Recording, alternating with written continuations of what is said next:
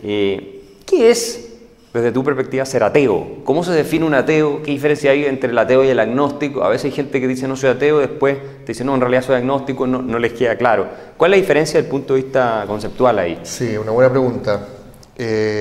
Hay personas que creen que para decirse ateo hay que tener básicamente el mismo nivel de convicción de aquel que se dice creyente. Es decir, el que se dice creyente sabe que hay un Dios. Claro. El que se dice ateo debiera saber que no lo hay. La pregunta es si acaso es intelectualmente justo pedir ese nivel de convicción. Richard Dawkins, por ejemplo, en su famoso libro El espejismo de Dios, creo que así se tradujo en Chile, dice que es imposible tener ese nivel de convicción porque incluso ningún ateo puede saber que no existe Dios. Entonces habían ciertos niveles de agnosticismo. Y ciertos niveles de agnosticismo que probabilísticamente te acercan a la intuición de que lo más probable es que no haya Dios, ya se pueden decir ateos. Y aquellos que están en ciertos niveles de agnosticismo más, digamos, más relativos, mira, estoy 50-50. Creo que la posibilidad de que exista Dios como de que no exista es básicamente equiprobable.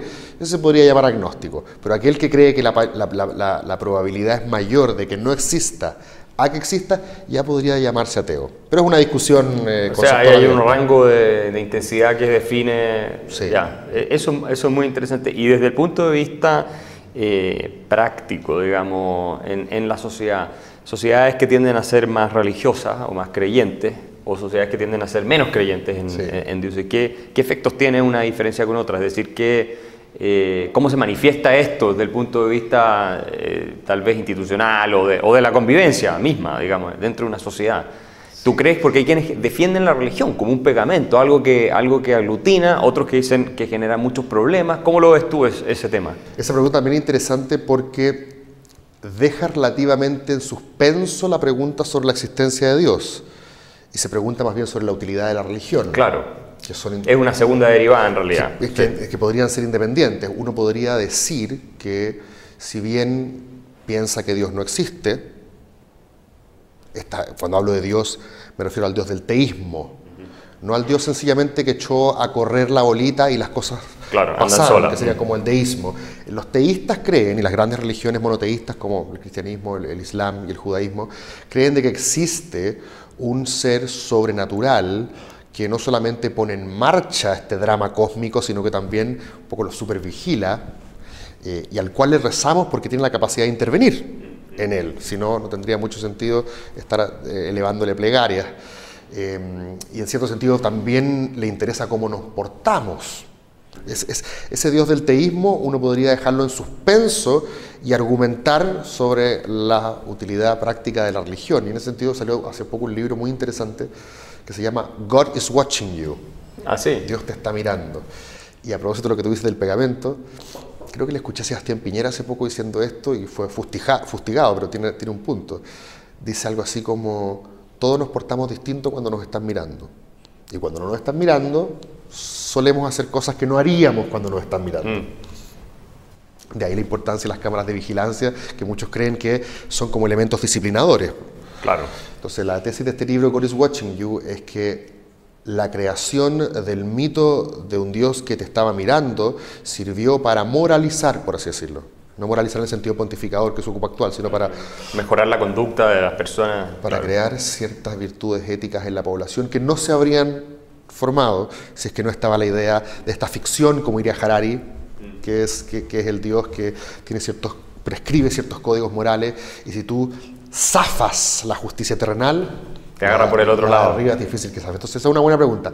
Ahora, hoy en la sociedad, a propósito de tu pregunta de cómo se ven distintas sociedades, lo curioso es que las sociedades más avanzadas desde el punto de vista del desarrollo humano no son creyentes. Me refiero básicamente aquí a las sociedades escandinavas o del norte de Europa. La excepción, la gente que le gusta aquí ponerle un pero a la sopa y con razón dice, bueno, ¿cómo Estados Unidos? Sí. ¿Cómo Estados Unidos tiene tantos niveles de creencia religiosa y al mismo tiempo supuestamente uno de los países más desarrollados del mundo?